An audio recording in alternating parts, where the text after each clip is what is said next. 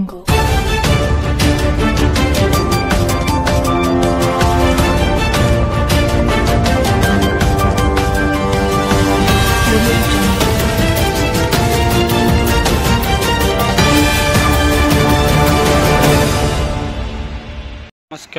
मैं संतोष कुमार साहू आपण खंडपड़ा खबर को स्वागत जनाऊँगी। बर्तमान मु खंडपड़ा सहर में थिबा पठाणी सामंत संग्रहालय निकटर अच्छी जो कि सारा ओडिशा रु स्कूल पिला माने पठाणी सामंत स्मृति विषय जानापी यही पठाणी सामंत म्यूजियम को आसती बुलाया प्रतिदिन।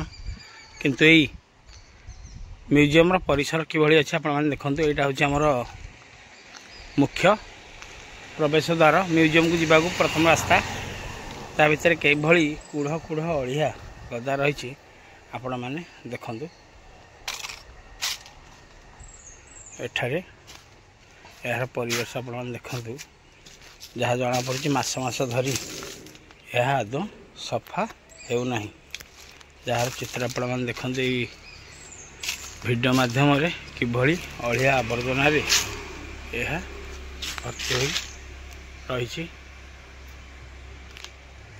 युवपीढ़ी तथा स्कूल छात्र छात्री माने ये म्यूजियम को आसती प्रतिदिन। पठाणी सामंत जे कि 2 खंड बाउंश नली साहाय्य ग्रह नक्षत्र गति चालना तथा दूरता पहाड़ मापी पारुथिले। से भली जड़े महान व्यक्ति उद्देश्य तांकर जीवन शैली तथा तांकर पांडित्य उपरे जानापी ये सब म्यूजियम रो आयोजन करा जायछि तथा एठारे स्थापन करा जायछि पठाणी सामंत म्यूजियम।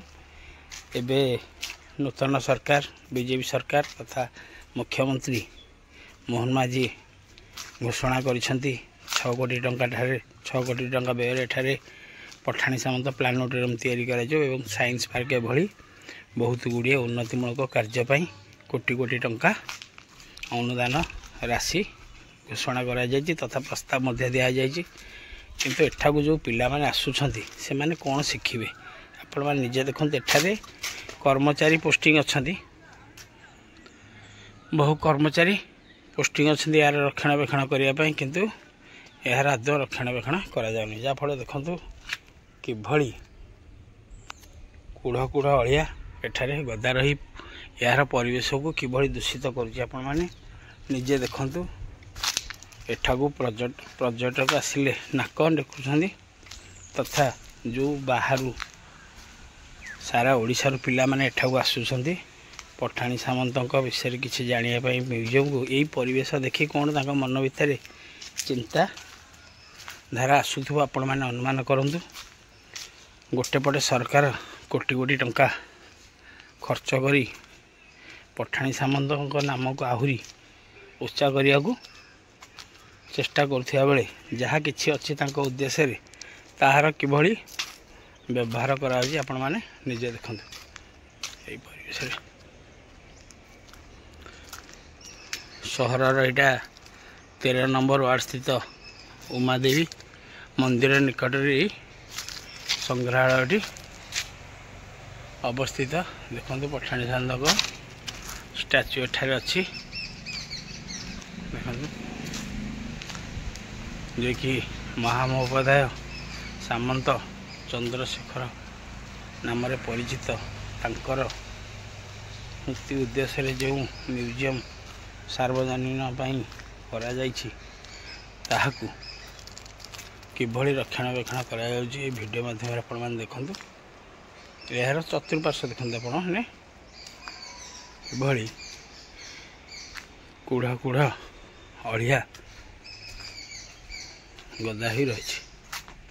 तेणु एप्रति दायित्व थिबा कर्मचारी ठारू आरंभ करी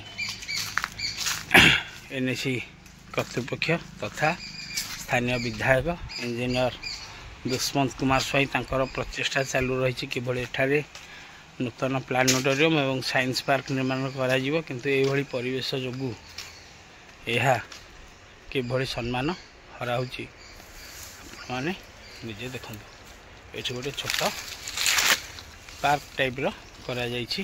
देखंतु ଗ୍ରହମାନଙ୍କର ଗତି ଉପରେ ଏକ ଛୋଟ ପିଲା ଜାଣିବା ନିମନ୍ତେ ଏଠାରେ କରାଯାଇଛି।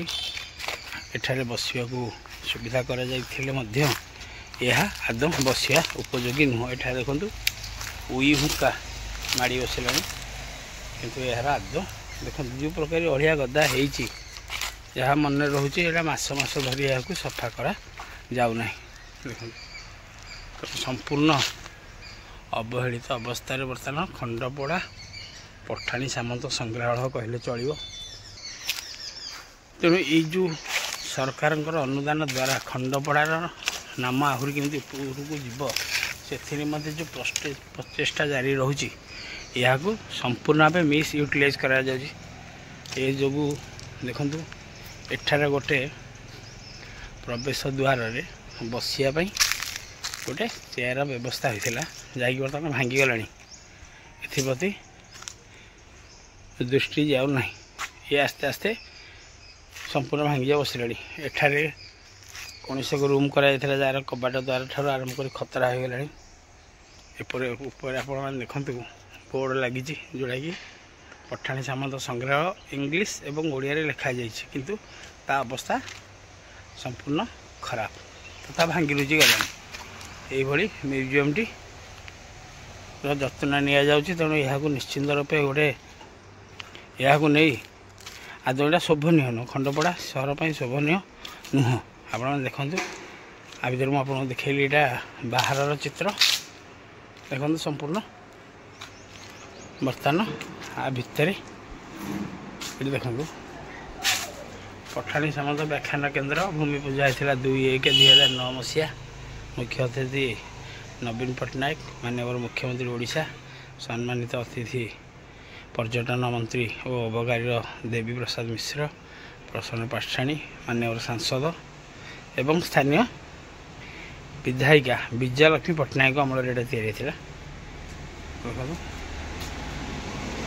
ଯଦିଓ ଭିତର ପଠାଣି ସାମନ୍ତଙ୍କର ଜୀବନ କାଳ ତଥା ଦେଖନ୍ତୁ ଏଇ ପଠାଣି ସାମନ୍ତ ବ୍ୟାଖ୍ୟାନ କେନ୍ଦ୍ର ପରିସର ସମ୍ପୂର୍ଣ୍ଣ ପରିଷ୍କାର ରହିଛି ଏବଂ ପଠାଣି ସାମନ୍ତଙ୍କ ଜୀବନୀ ଉପରେ ଯାହା ବି କିଛି ଜ୍ଞାନ ଆହରଣ କରିବା ପାଇଁ ଛୋଟ ପିଲାମାନଙ୍କ ପାଇଁ ବ୍ୟବସ୍ଥା କରାଯାଇଛି, ସବୁ ପରିଷ୍କାର ଅଛି। ଦେଖନ୍ତୁ ଏଠାରେ ସବୁ ଜୀବନ ଭିତରେ ଉପରେ ଯାହା ବି କିଛି ଅଛି ପିଲାମାନେ ଶିଖିବା ପାଇଁ, ସବୁ ଏଠାରେ ପିଲାମାନଙ୍କ ପାଇଁ ଏହି ସଂଗ୍ରହାଳୟରେ ଉଦ୍ଦିଷ୍ଟ ଅଛି ଏବଂ ଏହା ମଧ୍ୟ ପୁରା ପରିଷ୍କାର ଅଛି। କିନ୍ତୁ ଏହାର ଯେଉଁ ବାହାର ପରିବେଶ ଅତି ପରିଷ୍କାର ହୋଇ ପଡ଼ି ରହିଛି, ଯାହାର ଭିଡ଼ିଓ ମୁଁ ଆପଣମାନଙ୍କୁ ଏଇ ଚିତ୍ର ମାଧ୍ୟମରେ ଦେଖାଉଛି। ଆପଣମାନେ ଦେଖନ୍ତୁ, କେବଳ ଏତିକିର ହିଁ କମି ରହୁଛି ଏଇ ପଠାଣି ସାମନ୍ତ ବ୍ୟାଖ୍ୟାନ କେନ୍ଦ୍ରର। ତେଣୁ ଏଇଟା ନିଶ୍ଚିନ୍ତ ରୂପେ ଗୋଟେ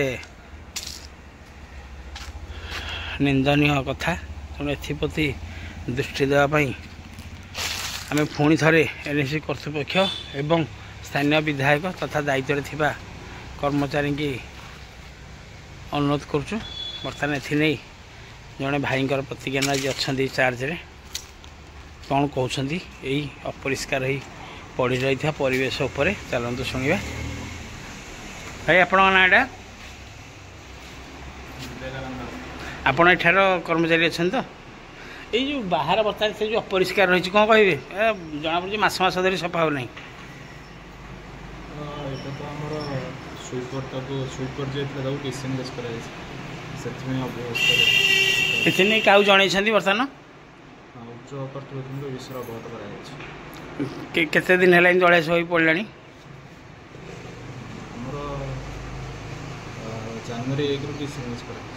ଆମର ଏଠି ବର୍ତ୍ତମାନ କେତେ ଜଣ କର୍ମଚାରୀ ଅଛନ୍ତି? 4 ଜଣ ଅଛନ୍ତି।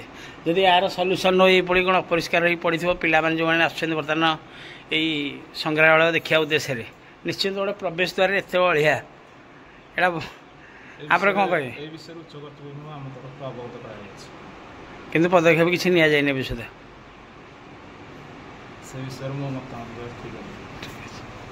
ଆପଣମାନେ ଶୁଣୁଥିଲେ, ଯେଉଁ ଭାଇ ଆମର ଏଇ ଦାୟିତ୍ୱରେ ଅଛନ୍ତି, ଏଠାରେ ଯିଏ ଏଇ ସୁଇପର ଥିଲା, ତାକୁ ଯେହେତୁ ବାହାର କରି ଦିଆଯାଇଛି, ଏଥିନେଇ ସେ ଉଚ୍ଚ କର୍ତ୍ତୃପକ୍ଷକୁ ଏ ବିଷୟରେ ଅବଗତ କରାଇଛନ୍ତି କିନ୍ତୁ ବର୍ତ୍ତମାନ ସୁଦ୍ଧା ଏହା କାର୍ଯ୍ୟକାରୀ ହୋଇପାରିନାହିଁ। କିନ୍ତୁ ଦେଖିବାକୁ ଗଲେ ପ୍ରକୃତରେ ଏହି ସଂଗ୍ରହାଳୟର ପରିସରଟି ଯେଉଁଭଳି ଅଛି ଏହା ନିଶ୍ଚିନ୍ତ ରୂପେ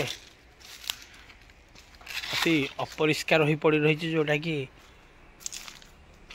ଭଲ ସୂଚନା ଦେଉନାହିଁ।